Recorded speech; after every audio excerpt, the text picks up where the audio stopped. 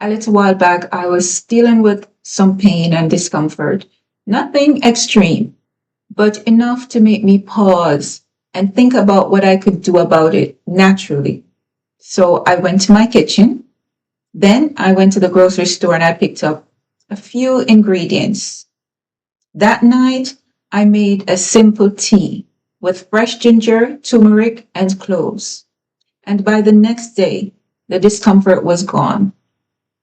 Now, I'm not saying that was magic. I'm saying there's a very specific reason this worked. Because your body doesn't react randomly. Your nervous system responds to compounds that influence pain and inflammation. And when you understand that, it stops being a surprise. So let me walk you through what's actually happening here. Here's something most people don't realize, and it's one of the most important things to understand about pain. Most people think pain lives in the place that hurts. If your knee hurts, you think the problem is your knee. If your back hurts, you think the problem is your back. But pain isn't actually processed there. Pain is processed by the nervous system, and your body sends a signal that something is happening, and your nervous system decides how loud to make that signal. Think about it like a volume dial. Here's where this becomes important. When your system is under chronic stress, when cortisol has been elevated over time, the nervous system becomes more sensitive. The threshold for pain drops and the signal gets louder. Not because the body is more damaged, but because the system processing the signal is more reactive. So things that wouldn't normally hurt, and things that hurt a little, hurt more. This is what's known as central sensitization, and it's why addressing pain at the level of the nervous system, not just inflammation, changes the outcome. So the three ingredients I use that evening don't just reduce inflammation, they interact directly with how the body processes pain.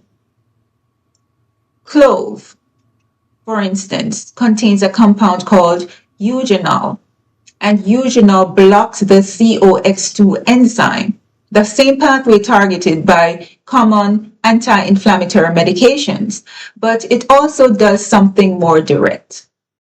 Think of a nerve like a small electrical wire. For that wire to send a signal, sodium has to move into the cell, like flipping a switch. Eugenol interferes with that process. It blocks the pathway that allows that signal to fire, so the nerve becomes quieter.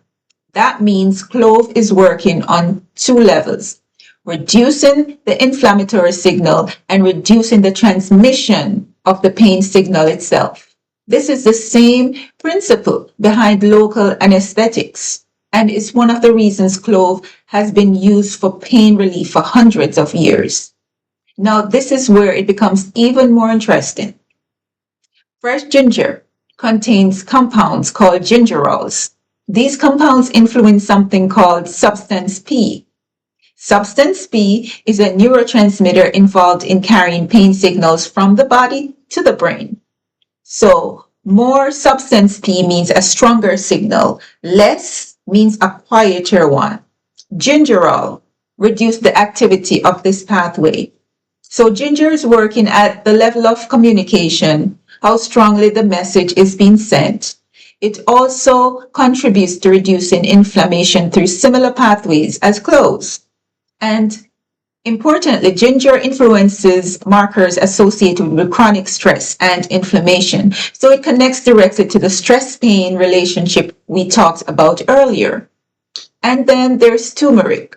Turmeric adds a third layer. Turmeric contains curcumin. Curcumin works through a pathway called NF-κB, a key regulator of inflammation.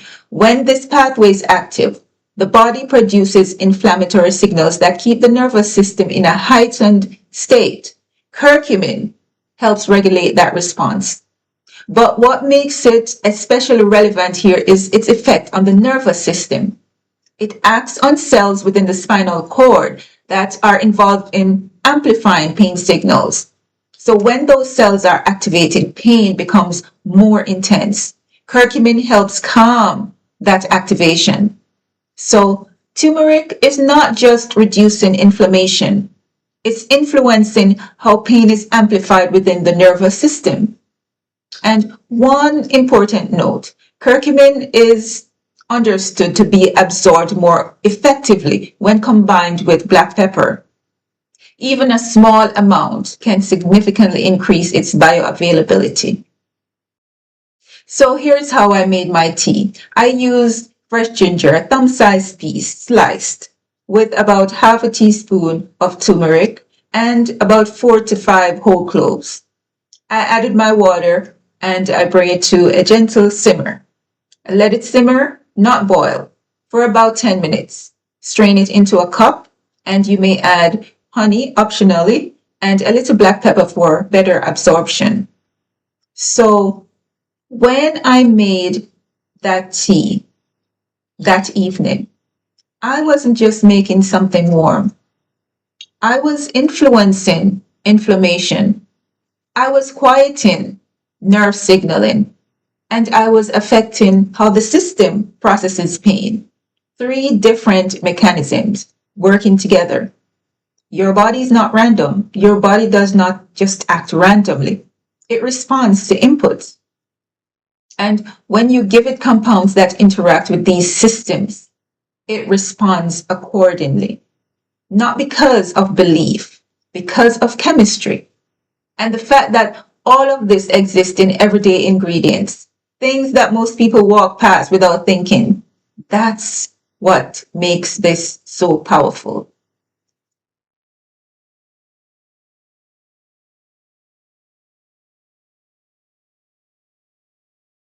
If this resonated, go ahead and subscribe.